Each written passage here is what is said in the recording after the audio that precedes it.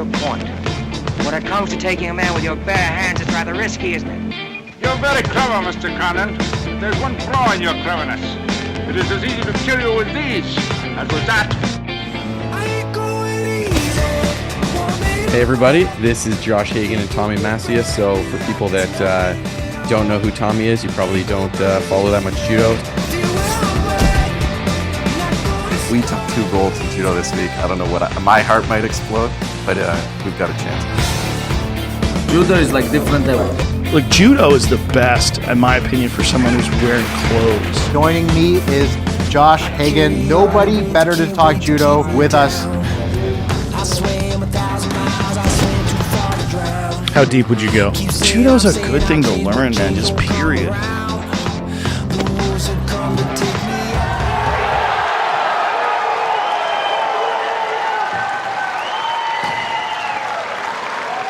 All right, should I start this again? Yes, let's do it. Just gotta.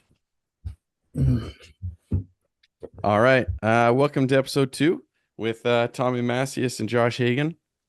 And it's been a bit of a tricky week with travel. So I think we should do our first ever public service announcement, which is if you don't like red-eye flights and you can't sleep in airplanes, don't be a judo coach. Tommy was just in Finland for... I was in Norway. Oh, Norway. See? Yeah. I don't even... We're all the places in Norway for a few days anyway. Same stuff, almost. Up here in the Nordic countries, everything is the same. Right. And then I was just in Ontario for the last week or week and a half or whatever. And in distance is probably similar. Same country. Saskatchewan to Toronto, though, is about a 3-hour flight, something like that. I had only 1 hour flight, but yeah, see? So there you go. different countries, but only 1 hour flight. Yeah, and I'm just 2 provinces over, and it's a 3-hour flight. And 2 time changes for me. You like to travel. You 2 like hours. to be on the air. You just get used to it. But the difference is like you're like unofficial Swedish royalty, so you're probably used to like first class private jets, you know, that kind of thing. And yeah, I'm you could more think like that, but no, I don't. I'm more like often middle seat, crammed in my spot, you know. Yeah, I'm the same. Falling asleep on a stranger's shoulder type of thing. So. But the plane is not the worst. I really hate airports. Like when you have a long transfer time, layover. Right. Yeah, they're the worst. That's one of my envies of Europe is you guys use a lot of trains, and trains aren't really a great thing here. Train is my favorite way to travel. With judo, I always fly everywhere. Huh? Why? I don't know. Not good for the environment, but it's like here anyways, when you take the train, it's like way less security. You don't have to be there so long in advance, all that kind of that's stuff. true. But still, if I could take the train to Paris, but it's a 1 hour flight to Paris. Right. And I guess it's a 6 hour in train, right. Maybe more. Right. I don't know. Right. Yeah, here everything's so far and we don't have the infrastructure, so it's flights everywhere and it's far. Everything's far. Big country. The other thing we should bring up is just we had our first episode, so a number of people reached out for different reasons and shot us comments and had things to say, and most of them weren't too rude and we weren't getting butchered too much, but a couple people with some different ideas of just how it went and got some feedback. I don't know how much feedback you got or what you got, if you want to shoot some out. Yeah, I think I only got positive feedback, especially about this passivity rule. Everyone thought that was really good thinking from me, and wow, why haven't I been thinking about that before? So a really good positive feedback, I think. For sure, I'm also open for some negativity, but no one were complaining about the episode. They thought it was really nice and really good, and that got me motivated to do one more. So okay, so we're back for episode 2, which you never know. Maybe this is 2 of 2 or 2 of many. Too many. Yeah. Yeah, and then if we get the same response next time, then I will for sure too many. Yeah. I got but I also want to like open discussion. Like I want someone to criticize us as well. I think it's more fun if we if there's more discussion about what we talk about, so it's not only roses the whole time. Right. Yeah, that's fair. Because it makes it a little more interesting. I don't mind having pushback or someone pushing back on my ideas or pushing back on theirs, as I initially pushed back on your idea thinking it was crazy until you walked me off the edge of the cliff, explained sort of the process, and then you made a at least partial converter of me that I'd be definitely open to I'd definitely be open to it being an experiment. Like in hockey, and one thing that's interesting with hockey in Canada is they have a league, or in the NHL, they have a league called the AHL, and they have these junior leagues. And when they make a significant rule change, instead of putting it in the NHL, they'll put it in a minor league system for a year or two, test it out, see how it goes, see how it plays in real world action before they bring it into the big leagues. So we don't really have a professional league in that. Well, I guess there's like the Bundesliga, but I don't really know if there's a way that they could put something like But that I think into they play. sometimes they try stuff like in the junior category. I remember one year they were trying to have this like inner belt in the judogi. They like Okay. this is something you should tie on the inner side of the judogi, like more like like a a karate karate gi or uniform. something. Yeah. Yeah, and that was tried in the juniors category, I think, In Europe. and then they realized that was bad. So Right. Yeah, it keeps your gi looking tidy, but then you can only pull the gi so far because it's yeah, and I think that's I don't know, but I think that's dangerous. The gi right. is supposed to be ripped off. Yeah. Too much power. Yeah. Yeah, that's an interesting one. Happy they got rid of it. Yeah. Yeah. Yeah, and then I want to get into the meat of it because I think it's interesting. We brought up what we wanted to talk about today, which was about What is it? I don't know what it's called. I just know the sound it makes when it takes a man's life.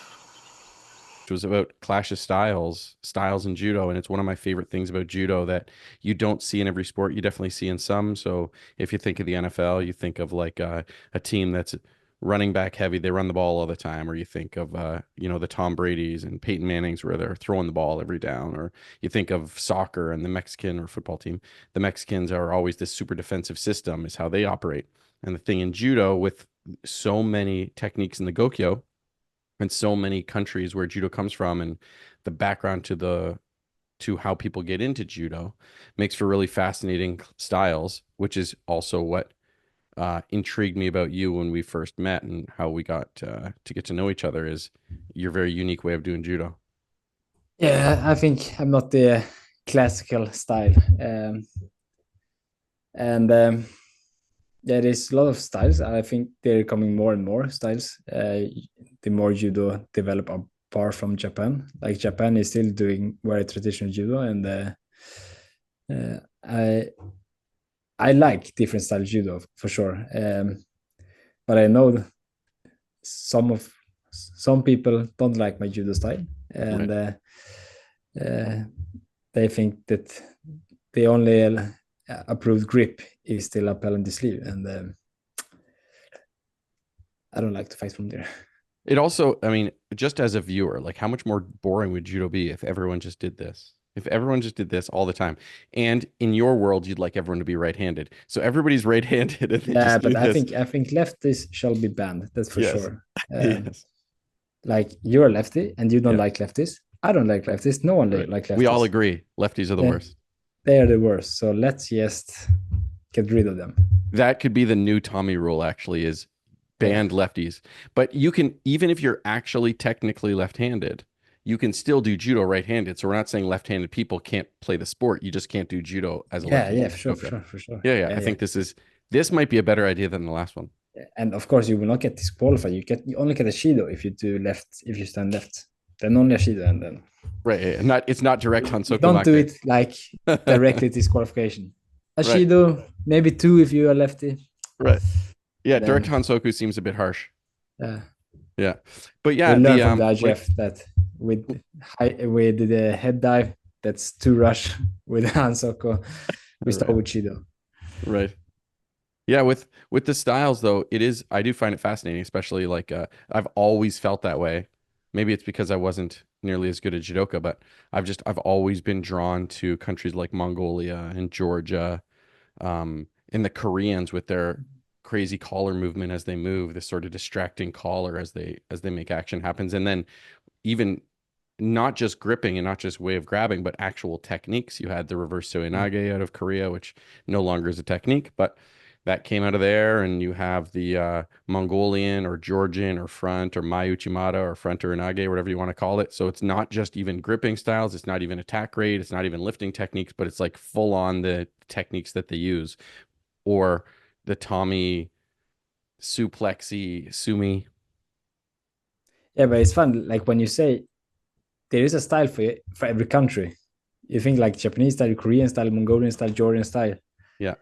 But still, if you just look at every individual, it's also so different when you compare. Like that's also why I think we have a lot of different styles, because all the judokas, they look different in sizes. Yeah. You can be fat, you can be skinny, you can be high, you can be tall, you can be short. We have all sizes in judo, so it's about like bringing your best game from what you look like. Right. I guess your Uchi-Mata don't look the same as my Uchi-Mata because we don't have the same height and what do you say, fatness. Yeah. That's the word I would use. Yeah, I mean, doing okay, but we also get like so many different style, and you have to work with your judo from what you have. If you have long legs, we have to use those long legs. If you have short legs, don't use them for long legs.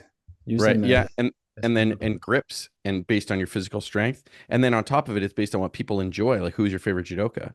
So me growing up, I was never great at seoinage, but growing up, Koga was my idol.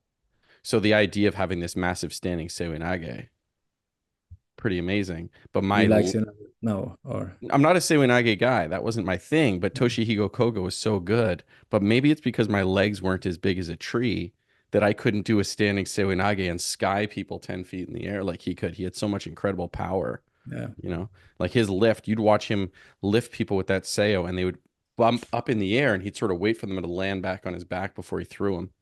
Yeah, and I also think it's like weirdness makes people especially interesting that way.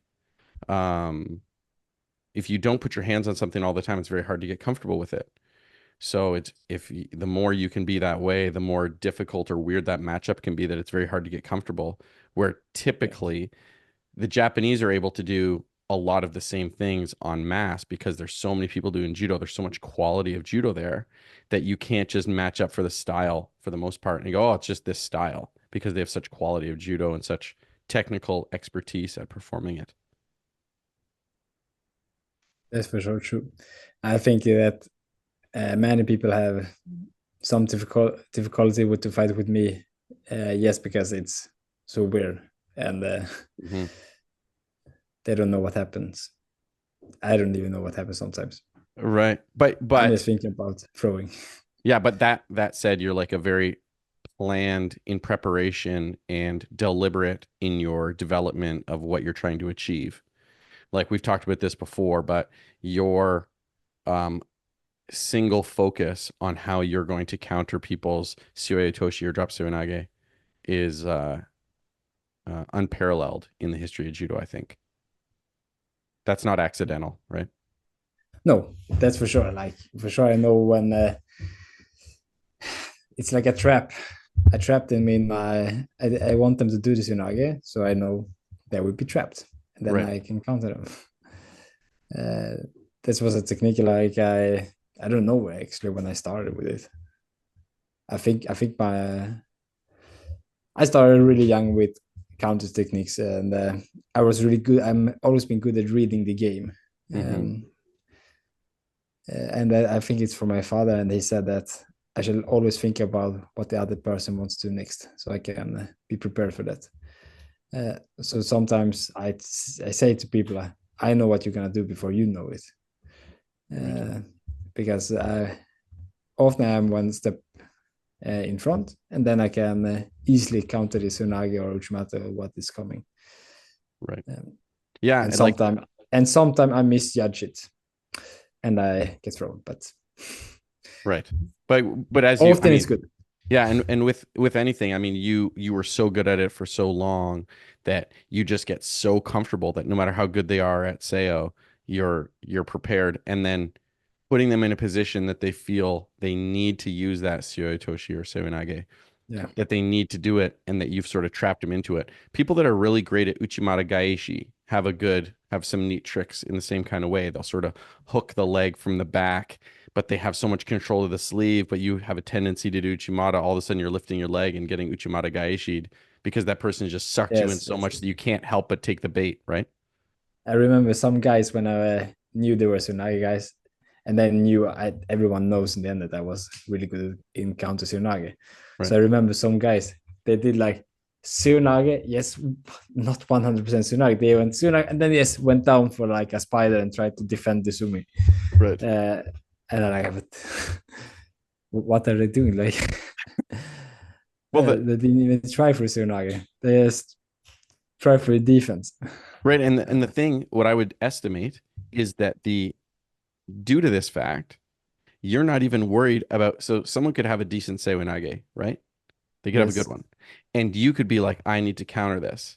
But they're worried about getting countered. So then they adjust their drop Sewinage to not get countered by you. But now their drop Sewinage is not even dangerous. So now you're even more confident that it's like, there's no chance they're going to throw me with this thing because they spider out every time. So they've, Yeah. in fact, taken away their best technique. Yeah. And that's good for me. Yeah. Yeah. I think that's As that's I want to play it. a coaching thing that I like to think about a lot is the stage that a lot of my team is at is early in development. So we're not doing a lot of heads up preparation for individual athletes too much because you don't want to get in that trap of not developing as a player and only preparing for your opponents, right? You want to develop your judo. And if you're 14 years old, I think you need to develop your judo and it could have counters in it. But if relying too much on preparing for one athlete at 14 years old seems not like the best way to develop as a rule. But when you're preparing for an opponent that you know you're going to face and you face this person a number of times, when you start going, okay, what's their biggest weapon? Let's remove their biggest weapon and they have to beat us with their next best thing. And then potentially going down that list can be a really nice way to prepare for a potential athlete. I remember when I was young, I was always preparing for my opponents. I want to like remove their best technique. Yeah. But then I realized, okay, I didn't realize anything, but I decided I focus on myself. Mm-hmm. I make sure I have had 2 or 3 different game plans that I was really good in, and that's where I started. I started with my judo because I know my judo I'm good at. I'm not good at defending someone else's judo. So I thought about, okay, I'm doing my judo, and then I hope that the partner is gonna react on my style. And then when he started reacting on my style, then he's not doing his judo anymore. Right. Now he's on my game, and I can decide which way we're gonna move this game because I've been here before. So I know what when he started to defend, then I know next step. Right. But we're on my court of playing.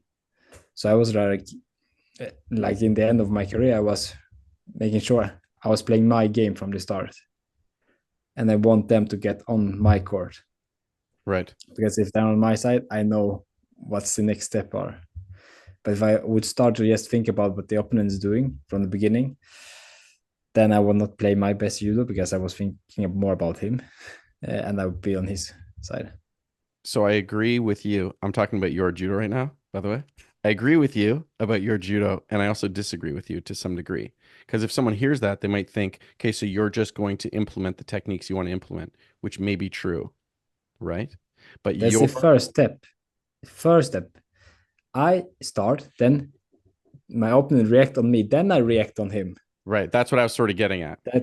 Is that while you're making sure they play your game, yes, your judo game is putting people in a position that you can predict their action, countering that action, and then oftentimes it doesn't end after one. So then how they're going to react to what you have now put into play, and then you react to that. So and then he will react on that again, and then I will react again, and then right. But we are on my core from the beginning. Right. But you always want to be the last person to have the say. So you're always adding layers and picking the next prediction. But but all I was trying to get at is your play and your style is reactionary. So it is preparing for your opponents, but it's preparing in a general sense of this is the position I want to put you in to create a reaction from you and counteract that. So that doesn't mean you walk out and you go, I'm going to smash everyone with Osoto because my Osoto is so good and I get this grip and do it. It's I'm going to put you in this position that makes you react this way, which makes my Osoto available. If you get out of that, then maybe I hit you with an Ashiwaza after. Yes. So it is reactionary in preparing for opponents, but in a greater sense than just preparing for I one think that individual was what person I in said. one individual moment that may occur. Yeah.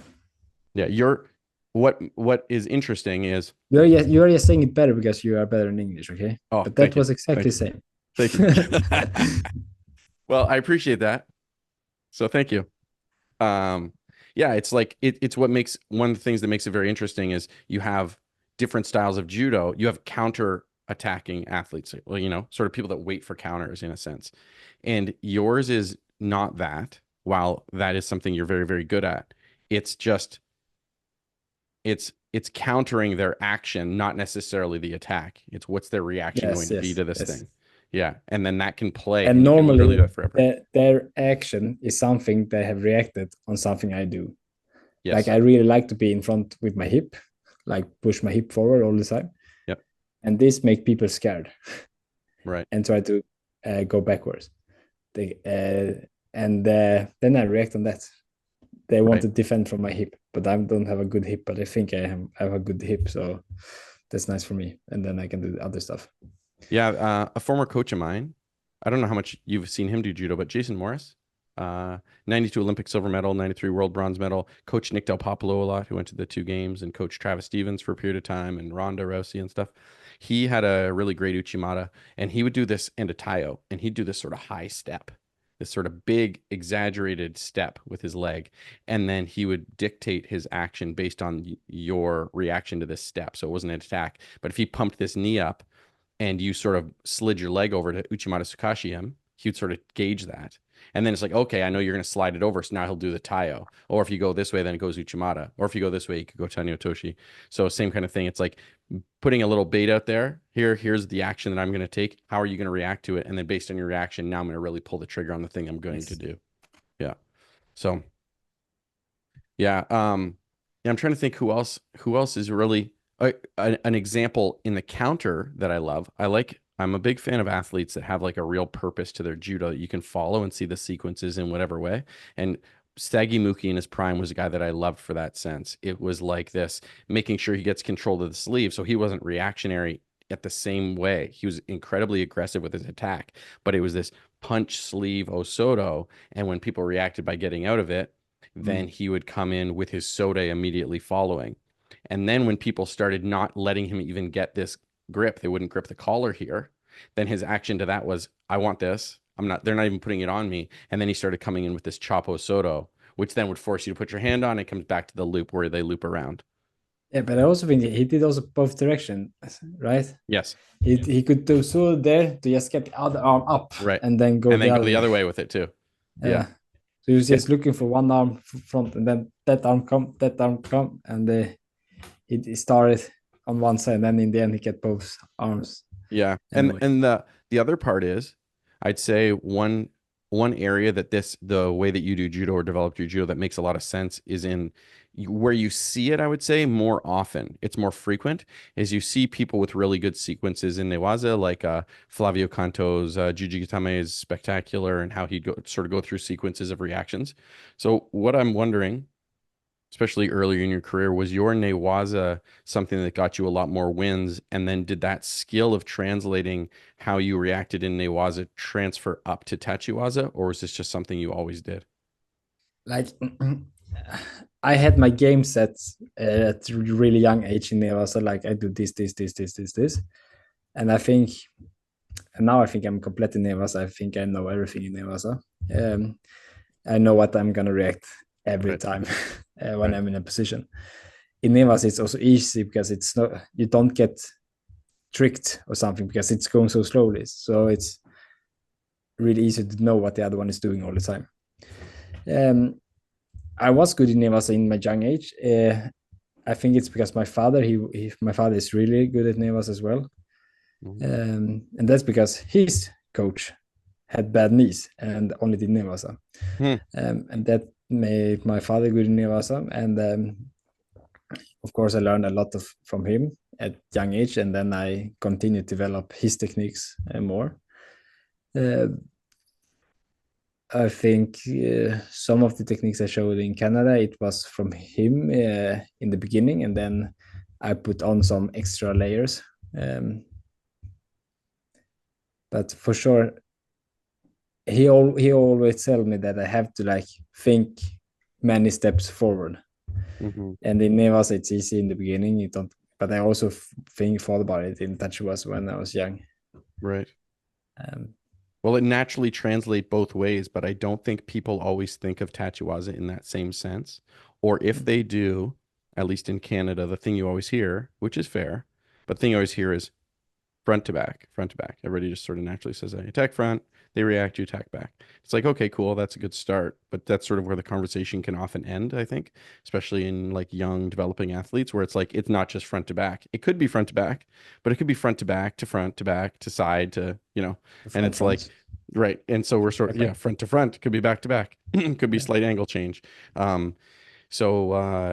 it could just be a movement, you know, like as you say, action, action. So it's like it's interesting because you sort of hear it in one way and then it can often stop there. And it does get really fascinating and interesting that you're sort of playing you've written a script of how this is going to go because you have 5 things planned in a row. And if you get to number 5, I still got the last call. And if you're unsuccessful at number 5, then you go home and you go, I guess we need to add number 6, right? Yes. It's sort of how that goes. So that's and, the part and in that's... Nevasa, for me, I always play the game.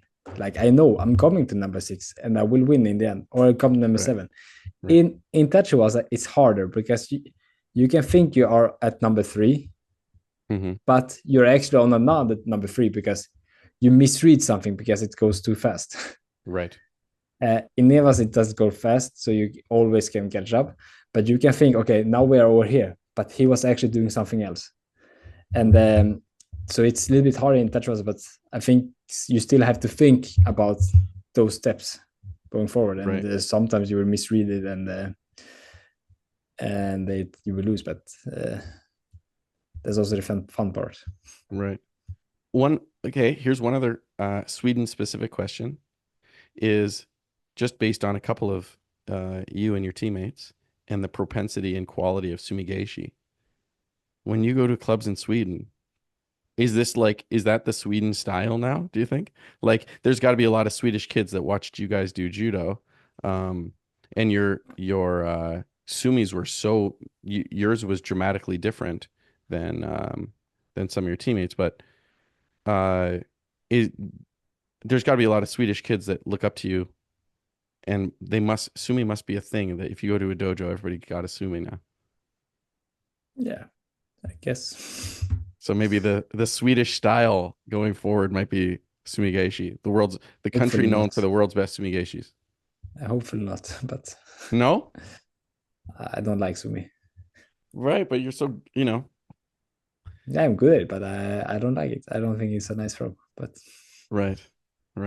Well, you know, it's effective. Right. Yeah, it's very effective. Right. Yeah, I guess the other thing we wanted to talk about, which is our top 10. 1, 2, 3, 4, 5, 6, 7, 8, 9. It's the 10 crack commandments. Wow. And this is a throw that you and I probably both agree is a slightly more spectacular technique to watch. It's one of the best for sure. Yeah, the king of throws, Uchi-Mata. Yeah, it's called the king of throws. I would not say it's a king, but it's one. Yeah, it's up there. It's up there. And it's called the king of throws for sure. Yes. Yeah, I don't know, on a quality basis, I don't know if there's another throw. Like Osoto might be my favorite throw in judo, Osoto or Ouchi, but Uchi-Mata is far more spectacular to see on a regular basis, I think. It's just this massive. It's fun because Uchi-Mata is the king of throws, and it's really hard to throw in the good Uchi-Mata as well. And it's fun when there comes a student to me and like, yeah, can you learn me how to throw Uchi-Mata? And like, yeah, but it's one of the hardest throw. Maybe we can start with Nogoshi. Right. Uchi-Mata is like really, and like yeah, and Ashi Uchi-Mata as well. Yeah, like, oh. Yeah, and that's the other part I'll say, talking about styles. So we'll tie these two things in together. Different styles. When it comes to Uchi-Mata, there is so many ways to do it. And the other part that's very funny is if you post a video of doing an Uchi-Mata, depending on where your leg goes, even though it is an Uchi-Mata, people will tell you that's not an Uchi-Mata, that's a Hanagoshi, that's not an Uchi-Mata, that's a da-da-da-da, right? So, but there are so many styles that Uchi-Mata gets performed in such totally different ways, which is part of what makes it so fascinating. Like it's such a diverse technique in how people perform it. Yeah, but now when I coach my elite students and we say, okay, now we work with Uchi-Mata, and some of them are doing Hanagoshi instead, and like Right. the Uki is like, oh no, you're doing a Hanagoshi, you're not allowed to do that. I'm like, doesn't matter, okay? Yes, throw.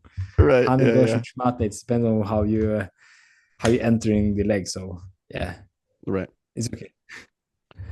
Should we get at it? Should we get to our top 10 Uchi-Mata people? Okay, yeah, let's start. All right. So this list of Uchi-Matas, I'll say, this is favorites of ours. So these are people that do Uchi-Mata that are like favorite styles, not necessarily definitively the best Uchi-Matas ever, although there's a couple on that list. I would say it's the best. You think it's the best? I would take the best.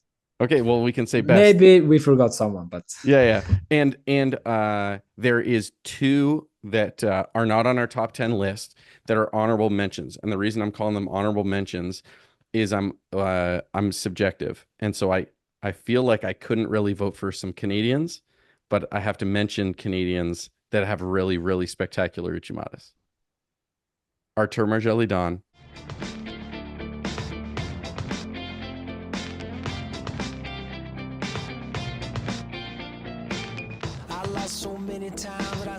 World-class Uchi-Mata, left-handed. Arch nemesis of Tommy Macias. Lefties. It's yeah. It's a Shido directly. They're not allowed to be lefties. Yeah, and then he doesn't win any matches against you if he's Shidoed every time he gets a grip. And then the other Canadian Uchi-Mata that I really love that was spectacular, also left-handed, is Kyle Reese.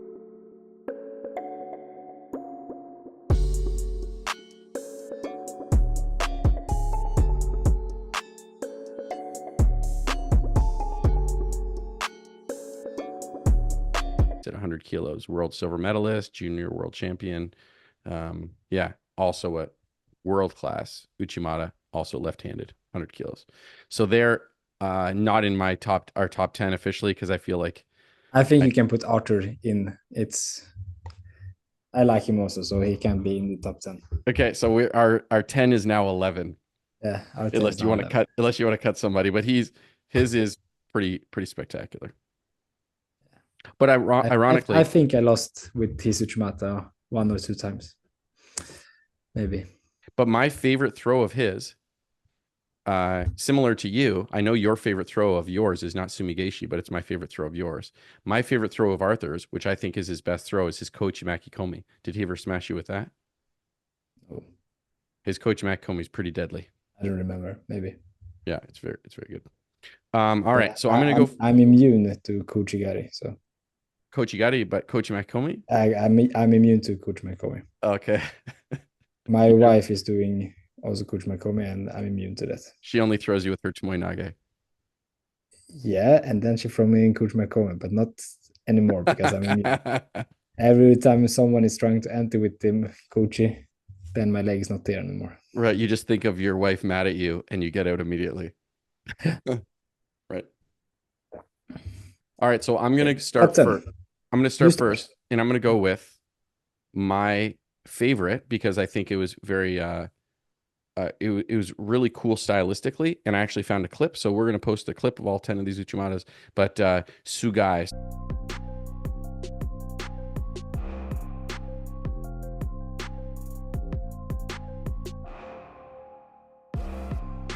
So there was a masterclass book out of Japan. Well, there's a masterclass series where they had like gripping and they had pickups was one. I think Neil Adams might have been Juji. I can't remember them all, but there's a number of them. And one was Uchi-Mata, and Sugai did it. And what made Sugai really special is he had a grip of the sleeve, and you would you wouldn't let him get a collar grip. So people would pin his sleeve hand so he couldn't get a collar grip. And so he would fire this hand up and then use that as if it was the collar grip because you're holding on to it. And then he'd do this beautiful Uchi-Mata. And that was in the late 80s. And so we'll sort of see that get tied in again later. But Sugai with his one-handed Uchi-Mata in the late 80s, like 87 Worlds, 89 Worlds, that kind of era. Pretty spectacular. Yeah, that's a good Uchi-Mata. I like it also. Okay. Good one. My first one is the legend of Uchi-Mata, the best Uchi-Mata in the world, for sure. Kosei Inoue.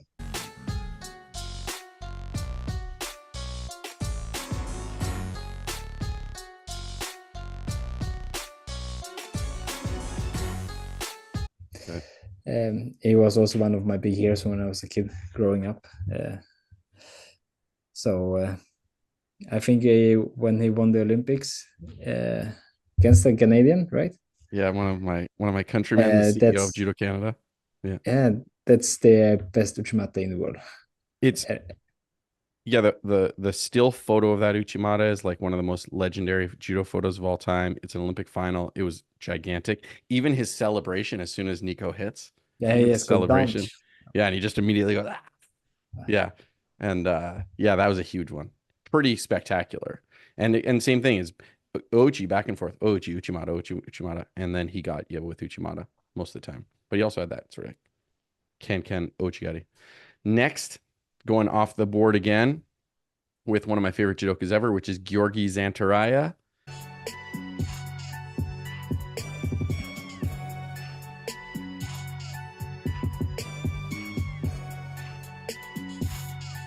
I think he has like 6 world medals. He's out of Ukraine, fought 60 and 66 kilos, very unorthodox Uchi-Mata. We call it a Mai Uchi-Mata or a Georgian Uchi-Mata or a Mongolian Uchi-Mata. It's that rotating lift using centrifugal force in this high knee where instead of the back of your leg to get that lift and just massacring people. Technically, you think it's a Uranage, but I say it's Uchi-Mata, and Zantaraya is my number 2 on my list. Yes. My second is the spinning Uchi-Mata from Hugo Legrand.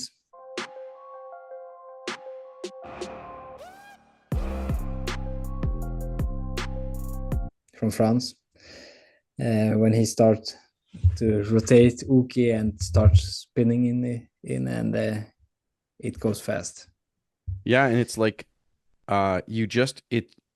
each one of these feels totally different too. Like when people do this to you, you just feel like you sort of flutter up in the air. Like you just sort of take off in a different way. It's not this like tight ball. It's sort of, you get spun out like a child when you grab their arms and swing around in a circle. It's that kind of motion. All of a sudden you go fluttering out like this and then you get smashed underneath you. He had a world title, Hugo?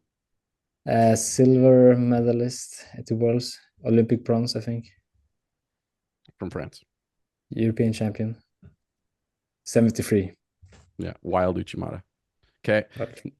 Number 3 on my list, I'm going to go with the woman on my list that I have that's undervalued in her Uchi-Mata skill, which is Rafaela Silva.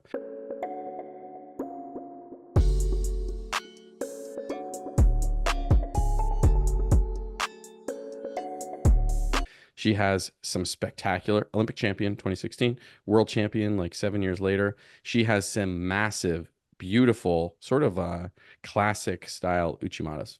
Really fantastic. 57 kilograms. There's my number 3. My number 3 is from Georgia, Shekarashvili.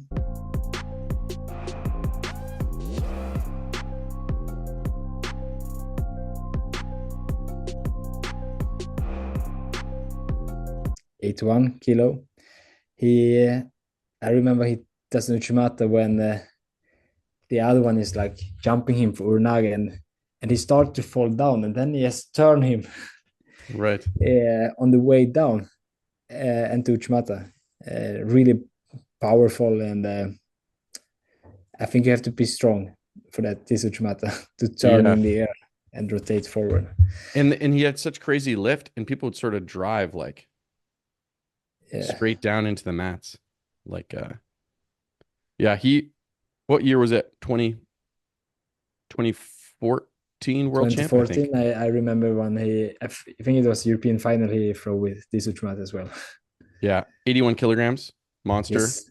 Monster from a monster country. Georgia produces like per capita. I don't think countries produce better judo than Georgia and Mongolia per person in the world. No. Maybe Unreal. Kosovo. Yeah, Kosovo's No. crazy. They've been to 3 Olympics and they have probably more medals. Yeah, that's nuts. I think they only have medals in judo, actually. Yeah, they've got a couple 3 Olympic titles maybe. 3 Olympic titles and I don't know how many medals. They take 1 medal now, right? Yep. Or And so? they got 2 Krasniki and Kelmendi and yeah, killer. Kosovo. Yeah, that's true. All right, next up, I have, so again, throwback to Sugai, Nagayama.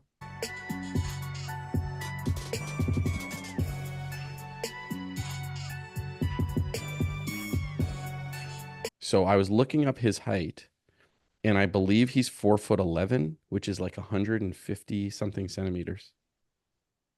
Like Yes, he's really, I believe you. he's really short. And so what's fascinating, just again, talking about styles, is people are like, oh, Uchi-Mata's people used to say growing up, oh, Uchi-Mata, yeah, it's for tall people. I don't know a male athlete on tour that's shorter than Nagayama, and his Uchi-Mata is unbelievable. And he does it. His is sort of like a mixture of Hugo Legrand and Sugai. It's rotational in his lift, and it's one-handed. Again, throwback to Artur Majalidan. He also does a very similar Nagayama style one-handed Uchi-Mata. But yeah, the hand gets pinned. He sort of throws the arm out here and does a big rotation, and people just take off on that leg of his. Huge Uchi-Matas for Nagayama. Total killer. Had a tough Olympics against one of your favorite judoka, but he's got a great Uchi-Mata. My favorite judokas. Okay, then I have a lot of favorite judokas. Yes. Okay, if you take a Japanese, I also go back to Japanese. Then I take Mariyama.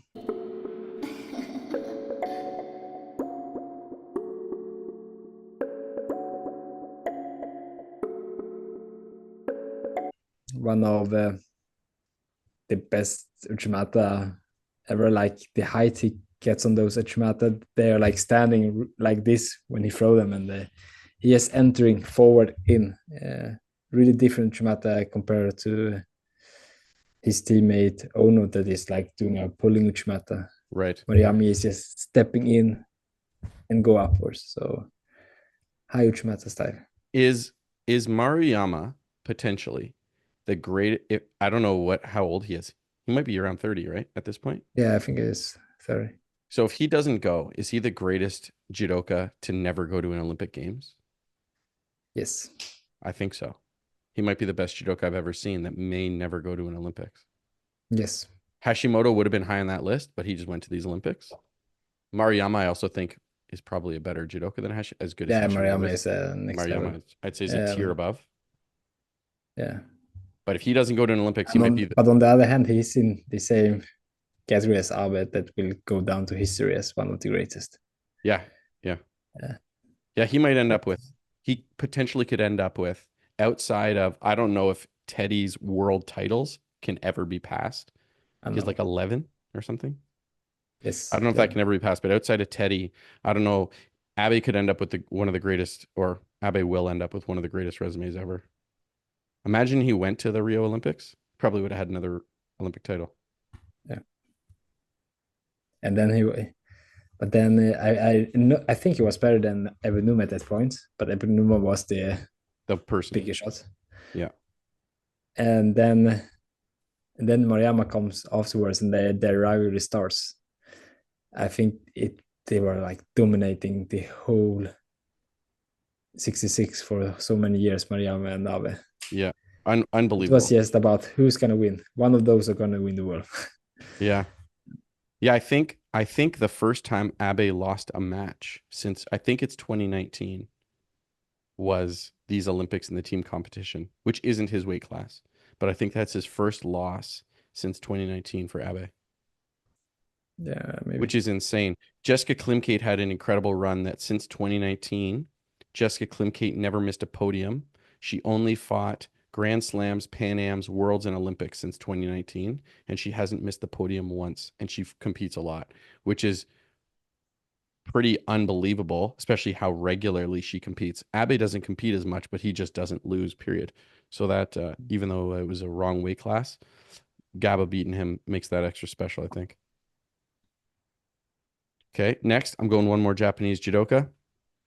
Another person who basically didn't lose and then lost a match in the team competition at the last Olympics to an unlikely source. Shohei Ono? I think the Japanese, they think that I like the team, they did something different. It still doesn't count team competition. If I was German and I fought 73 kilograms and I fought in the team competition in the Tokyo Olympics, I would count it as a win, though. Yeah, but I think if you count Abe's and Ono's lost in team competitions, then yeah, I think they should not be part of. Right. Yeah. Well, these stats. They might agree with you. Yeah, I think so. I think that maybe we call them and ask. Yeah. Do you have them on speed dial? You got one of those guys on speed dial? I don't right now. Not yet. I will. But I'll see what I can do. Yeah, I'll see what I can do. But yeah, Shohei Ono.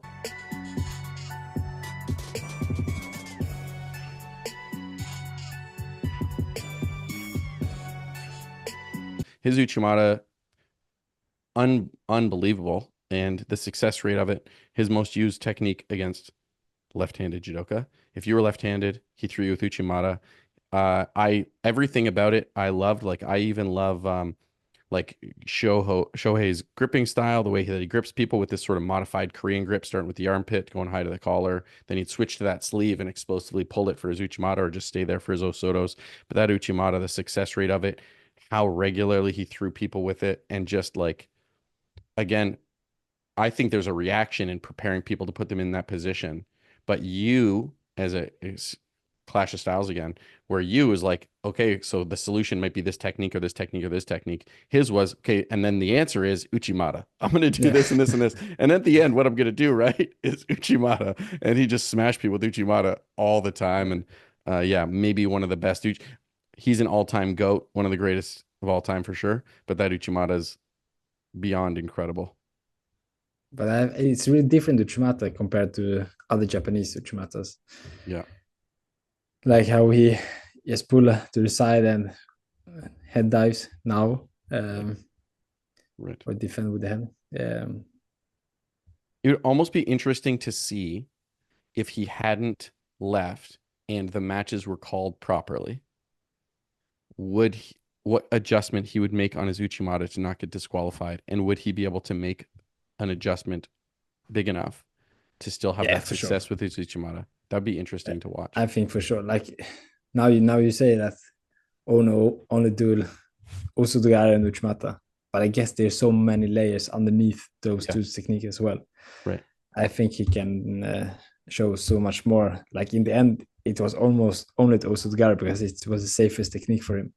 Right. Like he could put them in that. But I think underneath the safe techniques, I think he has much more judo as well that we weren't able to see. Yeah, periodically you'd see him throw that little tomoe-nage and stuff too, right? Yeah. But yeah, that Uchi-Mata. When we talk about Uchi-Matas, one of my favorite Uchi-Mata, I remember when I was growing up, it was when Izumi threw Iliadis at the World Final in 2005.